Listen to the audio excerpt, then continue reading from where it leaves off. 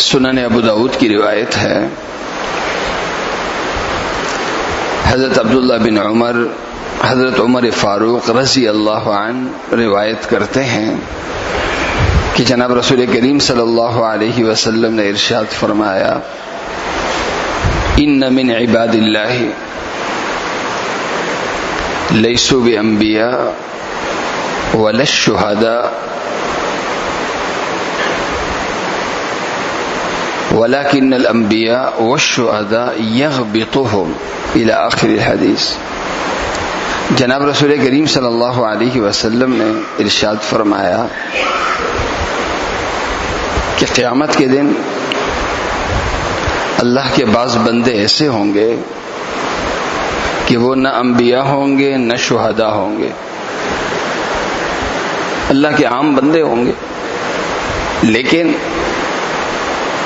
اپنے ایک عظیم عمل کی وجہ سے اللہ کے ہاں اتنا بڑا مقام اور مرتبہ اور اللہ کا اتنا زیادہ قرب رکھتے ہوں گے کہ ان کے مرتبے اور ان کے قرب پر انبیاء اور شہداء بھی رش کریں گے،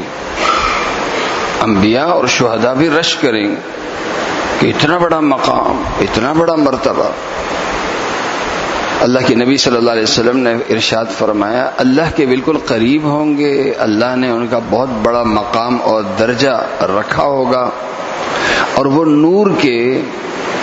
ممبروں پر ہوں گے، اور وہ لوگ سراپا نور ہوں گے، سراپا نور ہوں گے، نور کے ممبروں پر ہوں گے، انبیاء شہداء دیکھ کے ان پہ رش کریں گے۔ صحابہ نے عرض کیا، یا رسول اللہ، عام امتی تو کون سی بڑی ان کی نیکی ہوئی کہ انبیاء اور شہداء بھی ان پر رش کریں گے؟ جناب رسول کریم صلی اللہ علیہ وسلم نے ارشاد فرمایا، یہ وہ لوگ ہوں گے جو اپنے تعلق، اپنی دوستی کی بنیاد انہوں نے خون کے رشتے کو نہیں بنایا ہوگا،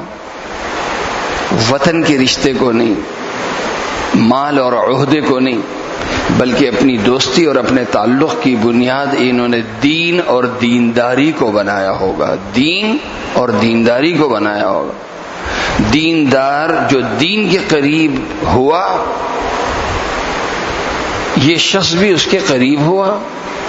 اسی کی وجہ سے ان کی آپس میں محبت ہوگی، اور دین اور دینداری ہی کی بنیاد پہ ایک دوسرے سے ملنا جلنا ہوگا، اور دین اور دینداری ہی کی بنیاد پہ ایک دوسرے پہ مال خرچ کرتے ہوں گے اور ایک دوسرے سے مالی تعاون رکھتے ہوں گے۔ یہ حدیث ہماری تربیت کرتی ہے کہ ایک مسلمان اور ایک غیر مسلم میں فرق ہوتا ہے۔ غیر مسلم اپنے تعلق کی بنیاد یا تو زبان پہ رکھتا ہے کہ میری زبان کا اس لیے میرا ہے، یا اپنے علاقے پہ رکھتا ہے کہ میرے علاقے کا اس لیے میرا ہے، یا اپنے وطن پہ رکھتا ہے کہ میرے وطن کا لہذا میرا ہے، یا مجھ میں یا مال میں میرے برابر ہے یا مجھ سے بڑا ہے اس لیے میرا ہے، غریب ہے اس لیے میرا نہیں ہے۔ نہیں، یہ تصور ایک غیر مسلم کا ہو سکتا ہے، اور یہ تصور ایک گھٹیا تصور ہے۔ میرا کون ہے؟ جو میرے اللہ کا ہے۔ میرا کون ہے؟ جو میرے دین کا ہے۔ جس شخص میں نے دیکھا دین کے مسجد کے قریب ہے اور دین کا پابند ہے، میں نے یہ دیکھا جب یہ خدا کا وفادار ہے تو یہ میرا بھی وفادار ہے۔ دین ہی کی وجہ سے میں نے میرے دوستی اور تعلق کی بنیاد ہوئی تو میں نے کہا یہ میرے اللہ کا ہے تو یہ میرا بھی ہے، یہ میرے دین کا ہے تو یہ میرا بھی ہے، یہ دیندار ہے لہذا یہ پکے کردار کا ہے اور بڑے کردار کا ہے، اس لیے میں اس پہ آنکھیں بند کر کے اس پہ اعتماد کرتا ہوں، اس سے محبت کرتا ہوں، اس کی خدمت کرتا ہوں، اس سے ملنا جلنا رکھتا ہوں۔ یہ جو تصور، اس تصور کی بنیاد پہ جس کی زندگی ہوگی، اس کا کتنا بڑا مقام اور مرتبہ ہوتا ہے اللہ کے ہاں، اس حدیث میں بیان کر دیا۔ اللہ تعالیٰ مجھے اور آپ سب کو عمل کرنے کی توفیق